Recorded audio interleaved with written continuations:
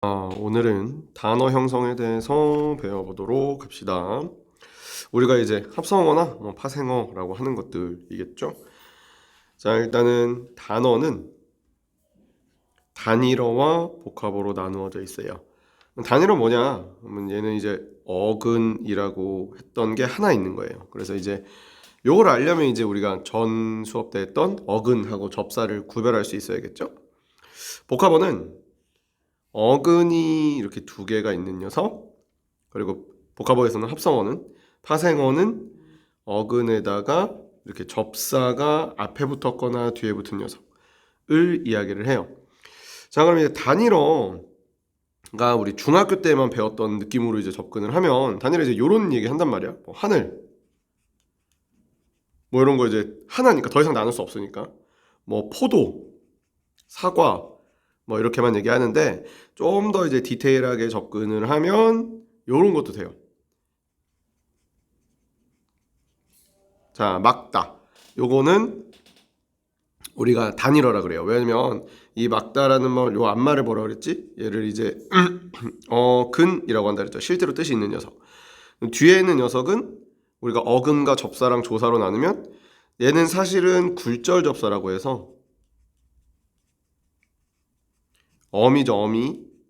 어미는 다 굴절 접사인데, 그러니까 어근하고 접사로 이루어져 있지만 우리 고등학교 교육 과정에서는 이 부분을 접사로 제가 얘기를 안 하기 때문에, 사실 그러니까 얘는 뭐라고 얘기할 수가 없어요. 단은 고등학교 교육 과정 따르면. 그래서 그냥 어근이 한 개밖에 없어서 단일어라고 부르는 거고, 이런 거 있잖아. 또 뭐 예를 들면 먹, 엇, 겟, 지라는 요것도 단일어예요. 왜냐면 어쨌든 간에 뜻이 있는 건 이제 먹밖에 없고 나머지 부분은 뜻이 없으니까요. 자, 그럼 이제 합성어는 이제 중학교 때 배웠던 걸로 하면 요런 게 이제 합성어죠. 물하고 병을 합쳐서 물병. 어근, 어근 이렇게 이루어져 있거나 뭐 되게 많죠. 뭐 손하고 수건을 합쳐서 손수건.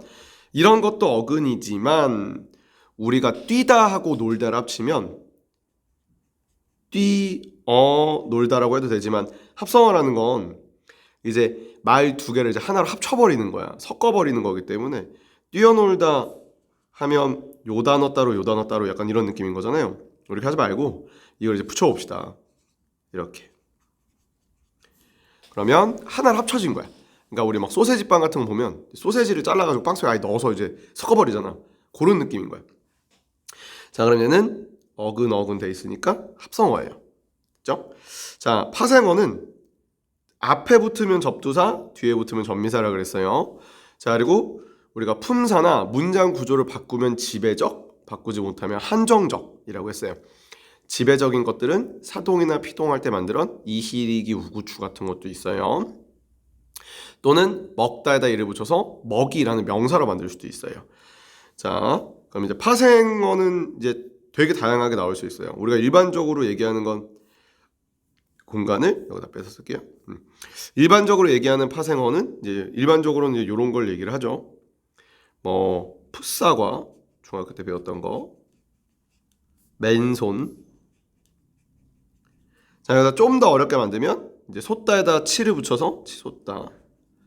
자, 이 앞에 있는 녀석들은 실제 의미가 없으니까. 자, 근데 이 중에서 요 앞 치솟다라는 할 때 치를 강하게 만들어줘서 강세 접두사라고 용어를 좀 디테일하게 붙여줄 수 있는 거고. 자, 중학교 때 배웠던 대로 하면 예를 들면 낚시에다가 꾼만 따로 안 쓰잖아요. 꾼 딱 붙이면 얘가 이제 접미사겠죠. 뒤에 붙었으니까. 요렇게 할 수도 있는데, 우리가 먹다라는 말을 먹이다 라고 하면 이 녀석은 이제 아기가 밥을 먹다, 엄마가 아기에게 밥을 먹이다. 자, 이러면 문장 구조가 바뀌었거든요. 그래서 얘는 사동 접미사라고 하는데, 이제 지배적 접미사라고 이제 얘기를 해요. 얘가 이제 약간 말이 좀 많은 녀석이긴 한데, 일반적으로는 얘도 이제 지배적 접미사라고 하고, 뭐 대표적인 거는 이런 거죠. 이제 낮다라는 말은 형용사인데, 낮추다라고 하면 대건이가 벽을 허물어서 벽의 높이를 낮추다라고 하면 동사로 변한단 말이에요. 그럼 얘도 지배적인 전미사라고 하겠죠. 이런 녀석들도 있고, 그래서 파생어는 좀 다양하게 있을 수 있습니다. 자, 합성어에 대해서 먼저 나왔는데, 합성어는 둘 이상의 어근이, 둘 이상이라 그랬으니까 막 3개가 합쳐져도 돼요. 뭐 이게 여러 가지 단어들이 합쳐져도 되는데, 이렇게 했을 때는 대등, 수식, 융합으로 사실 나누어서 볼 수가 있어요. 합성어는 대등, 수식, 융합이라는 건 뭐냐면, 자, 거의 우리나라 말의 90%는 다 수식이에요. 앞에 오는 어근이 있고 뒤에 오는 어근이 있었을 때 뒤에가 메인의 역할을 하고요, 앞에가 서브의 역할을 하는 경우, 뒤에가 앞에를 이렇게 꾸며주는 역할을 하는 걸 수식이라고 하는데 거의 대부분 다 그래요. 손수건이라는 말을 보면 얘가 손이야 수건이야? 결국에는 수건이잖아. 이런 식으로. 뭐 손수레도 그렇고, 뭐 꽃신이란 말도 보면 얘는 실제로 꽃이 아니라 신발이죠. 그 뒤에가 메인이고 앞에가 이제 꾸며주는 말인 경우가 수식인데 우리나라 말의 거의 대부분 수식이에요. 그 다음에 대등이라는 게 있는데, 대등은 x값과 y값이 동일한 위상을 가지고 있는 거예요. 손발 같은 거예요. 손발이 차가워 라는 말은 손도 차갑고 발도 차가운 거잖아요.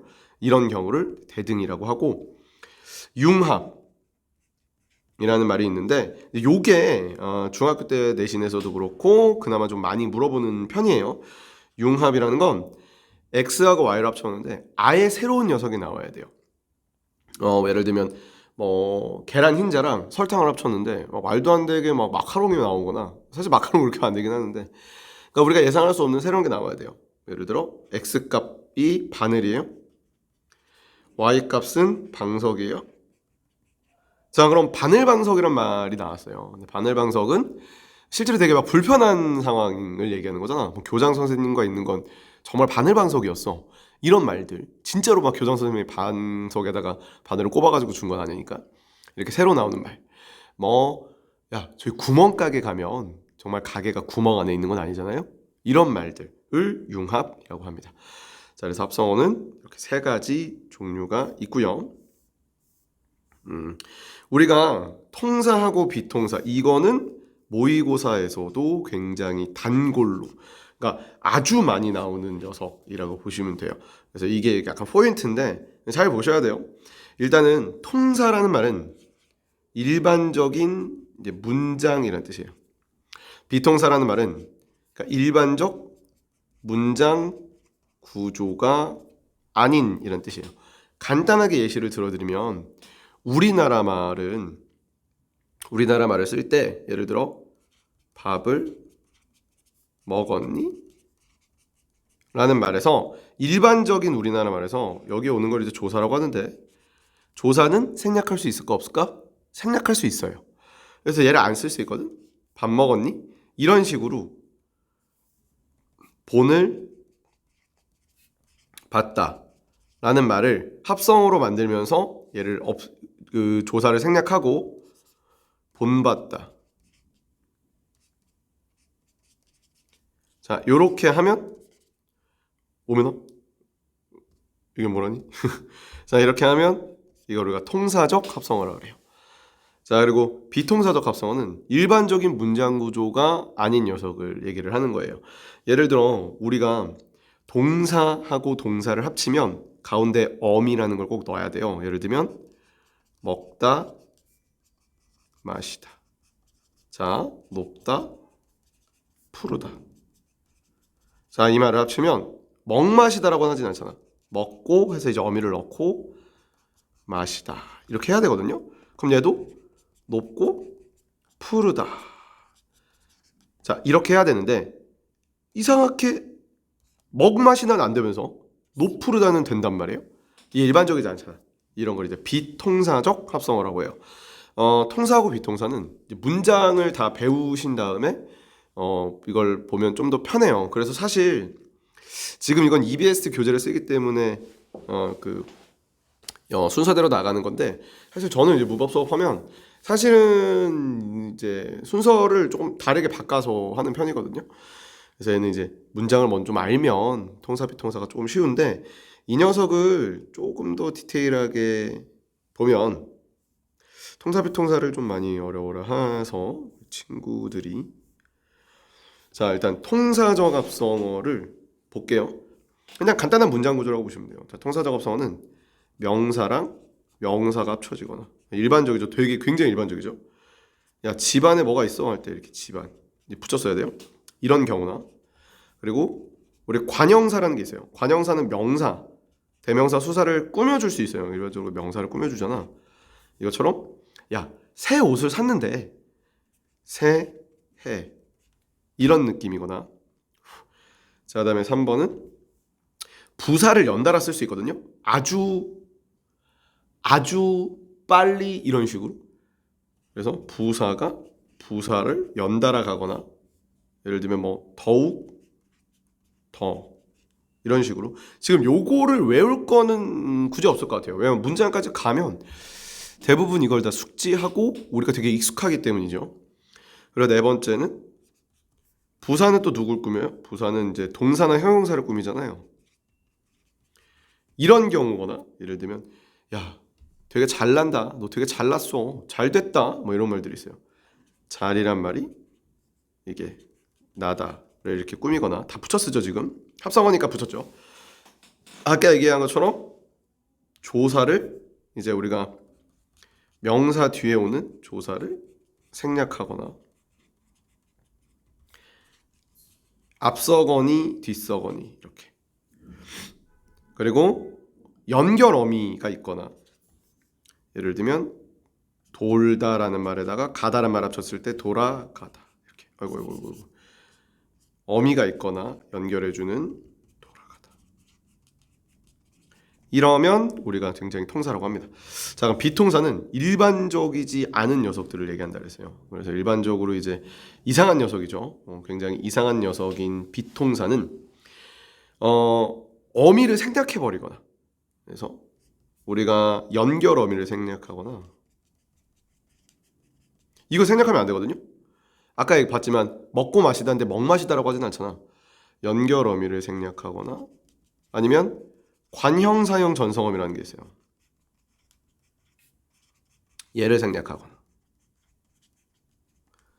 자 높다 그럼 높은 산이라고 하면 높은 해서 은을 넣어주잖아요. 얘를 생략해서 높산이라고 부르는 거지. 벌써 이상하죠? 연결 어미를 생략하는 경우에는 이런 게 있어요. 우리가 연결 어미를 생략하는 경우에는 뭐 아까 했지만 높고 푸르다인데 노푸르다라고 하거나 이거 되게 이상하단 말이야. 그 다음에 관형사형 어미를 이제 생략하는 거는 이제 검은 버섯이거든요. 이제 검버섯 제일 많이 있는 게 덮은 밥이거든요.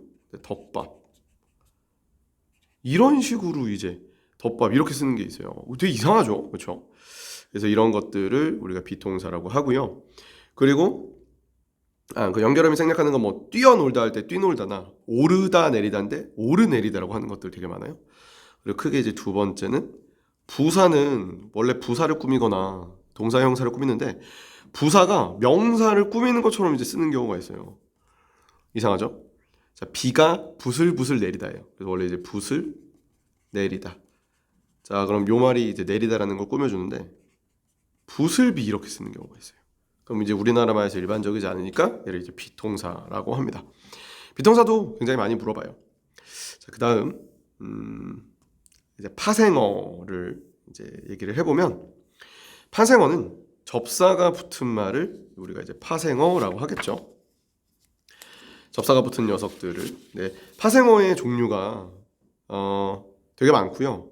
접두사나 접미사의 종류가 진짜 많아서 사실은 아주 많이 헷갈려요. 그러니까 왜냐하면 우리가 여기 나와 있지만 이제 지우개라는 그러니까 사과 풋사과는 좀 흔히 사과라는 말을 따로 쓰기 때문에 나눌 수 있는데 지우개라는 말을 보고 지우하고 개가 붙었다고 생각을 잘 못하거든.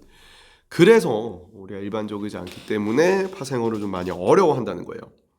드세다라는 말을 보자마자 얘는 드에다가 세다가 붙은 말이야 라고 알기가 좀 어렵기 때문에 그래서 좀 많이 어려워하는 겁니다. 문제를 조금 많이 풀어보셔야지 잘 알 수 있는데 일단은 접사는 앞에 있냐 뒤에 있냐에 따라서 접두파생어, 그 다음에 전미파생어로 나눌 수 있다 그랬죠. 접두파생어는 다 그런 건 아니지만 뭐 이렇게 치솟다처럼 강세의 의미를 주는 경우가 꽤나 있습니다. 뭐 예를 들어가지고 뭐 여기처럼 이제 치솟다나 뭐 난리단데 휘날리다나 이런 식으로 좀 강세의 의미를 주는 경우가 있더라. 자, 그다음에 전미파생어는 뒤에 붙은 말인데 요게 좀 파악하기가 많이 어려울 수 있어요. 이렇게 개를 붙이거나 요거. 자, 우리가 공부하다라는 말을 보면 공부에다가 하다라는 말을 이렇게 하를 붙이는 거예요. 그러니까 사실 이것도 이제 접사거든요. 뒤에 붙었으니까 이제 전미사인데 이렇게 하다처럼 또는 롭처럼 이렇게 생겼거나 이희리기 우구추 이렇게 기 이런 느낌이거나 그래서 이런 걸 전미파생어라고 하는데 예시를 조금만 더 들어드리면 자, 웃다라는 말에다가 음을 붙여서 웃음이라고 하거나 뭐 요런 경우는 자, 걱정이라는 말에다가 걱정이 명사죠. 여기다가 이제 뭔가를 붙여가지고 걱정스럽다. 스럽이란 말을 붙여서 다를 하거나. 그러니까 우리 머릿속에 있는 이제 접사, 전미사는 욕심쟁이 할 때 쟁이, 낚시꾼 할 때 꾼 정도인데 실제로는 훨씬 더 종류가 다양해요. 자, 그리고 뭐 이희리기를 이런 걸 붙여줄 수 있으니까 그래서 뭐 먹다, 아까 이제 했죠? 먹이다라는 말을 이렇게 붙이거나 아니면 이나 희처럼 조용 이란 말에다가 조용하다라는 조용이란 말에다가 희를 붙여서 조용히라고 하거나 굉장히 다양한 그런 느낌을 이제 줄 수 있어요. 여기서 이제 저번에도 했지만 조금만 더 제가 말씀을 드리면 위치에 따라서는 앞에 오면 접두사, 뒤에 오면 전미사라고 불렀죠. 자, 그리고 우리가 단어의 품사나 문장의 구조를 바꿀 수 없으면 한정적이다. 그리고 바꿀 수 있으면 우리가 지배적이다. 지배적 전미사 뭐 이런 식으로 부른다 그랬죠.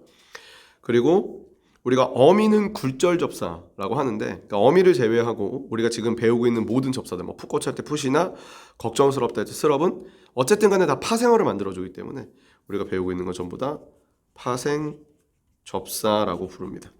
자, 근데 만약에 파생 접사를 만들 때 우리가 뭐 사동이나 피동을 만든다고 하면 그냥 사동 전미사, 피동 전미사 이렇게 말을 이제 일반적으로 쓰게 되고요.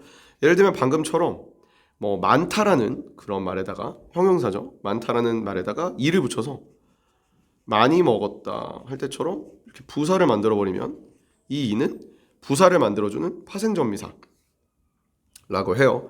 그래서 이제 부사 파생전미사라고 얘기를 하고요. 또는 똑같은 인데 동음이어 같은 거예요. 대건이 배, 뭉하는 그런 배처럼 먹다라는 동사에다가 이를 붙여서 명사를 만들면 이 이는 명사 파생 전미사예요. 똑같이 생긴 것들이 있어요. 자, 우리가 공부라는 명사에다가 하를 붙이면 동사를 만들어줘요. 얘는 동사 파생 전미사예요. 좀 더 디테일하게 얘기해 볼까요? 동사 파생 지배적 전미사라고 그래요. 품사를 바꿨죠. 자, 근데 우리가 행복이라는 명사에다가 하다를 붙이면 얘는 형용사가 되거든요. 그럼 이 하는 형용사 파생 지배적 전미사라고 불러요.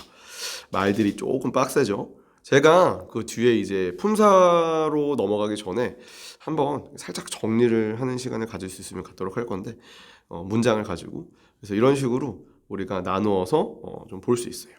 자, 마지막으로 한 가지만 더 말씀을 드리면 IC 분석이라는 게 있어요. 직접 구성 성분이라는 건데 자, 간단하게 우리가 통조림이라는 말을 보면 일단 어떻게 나눌 수 있을까요? 통과 조림으로 나눌 수 있겠죠?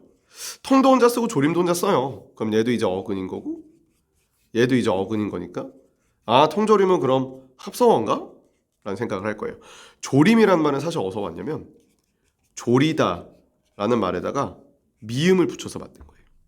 이 미음이 접사예요. 명사를 만들어주는 파생 접사예요.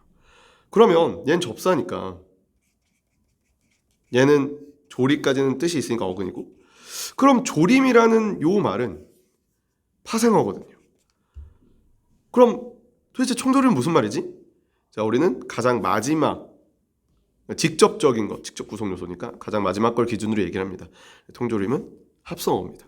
하나만 더 여기에 관련돼서 얘기를 좀 드려볼게요. 목걸이란 말이 있어요.